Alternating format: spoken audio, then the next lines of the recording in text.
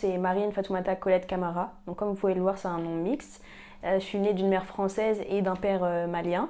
J'ai grandi dans le 94, dans le Val-de-Marne, dans la ville de Villeneuve-le-Roi, dans le quartier de Barbedienne, là où opère l'association Vivre Ensemble. Et récemment, je suis devenue en fait la première boxeuse malienne qualifiée aux Jeux Olympiques de l'histoire. Tout simplement parce que ça me tient à cœur. C'est vrai que j'ai toujours grandi avec Vivre Ensemble. Quand j'étais jeune, ils organisaient pas mal de fêtes en fait, de quartier. Donc c'était un des seuls moments, on va dire, de vie qu'on avait en communauté au sein du quartier, où, en fait, avec les jeunes, avec les éducateurs aussi, qui toujours nous soutenaient de loin, nous incitaient et nous encourageaient un peu à suivre nos projets.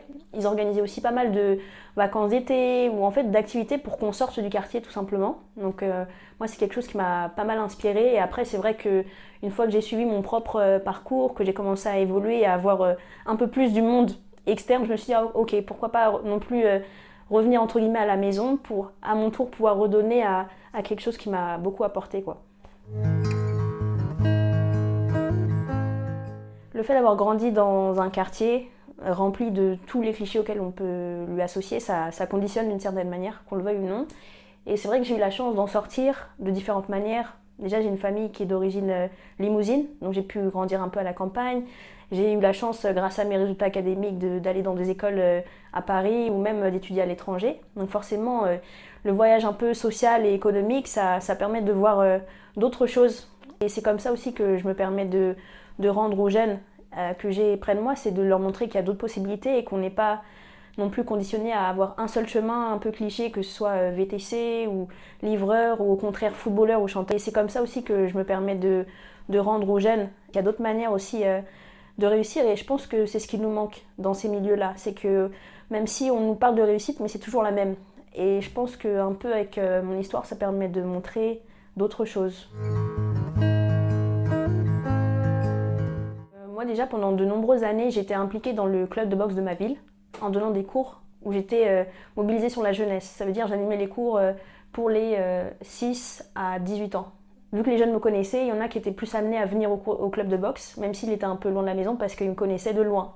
Après, il y a aussi les interventions que j'ai pu faire avec Vivre Ensemble, en animant des interventions boxe au sein du quartier, pour qu'il n'y ait pas d'excuses de « ah, on ne peut pas venir parce que c'est trop loin », etc. Là, les jeunes étaient...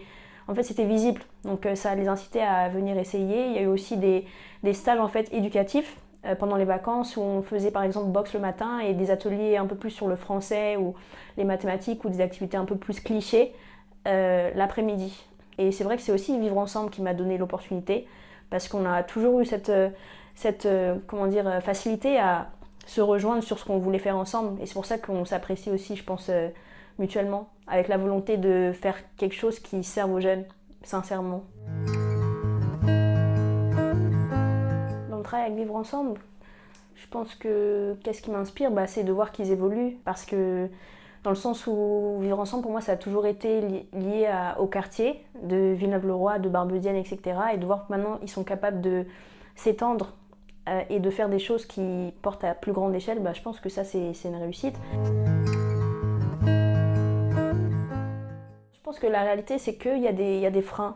Il y a des manques de ressources dans ces milieux-là, mais je pense pouvoir être la preuve aujourd'hui face à eux de leur dire qu'il y a des solutions qui existent. Ça ne sera jamais simple, mais n'hésitez pas à poser des questions, n'hésitez pas à aller à la rencontre et à prendre ce qu'on vous donne pour le remodeler à votre manière en fait. Et plus vous allez oser, plus vous allez faire des erreurs et plus ça va porter ses fruits. Parce que moi je sais qu'aujourd'hui je peux parler devant vous en souriant de manière sereine, mais il y a eu beaucoup d'échecs avant d'arriver là, il y a eu beaucoup de déceptions. Et je pense que c'est ma résilience, la résilience que tous les jeunes de quartier ont, qui m'a permis aujourd'hui d'en être là où j'en suis en fait. Exactement, la résilience. C'est super.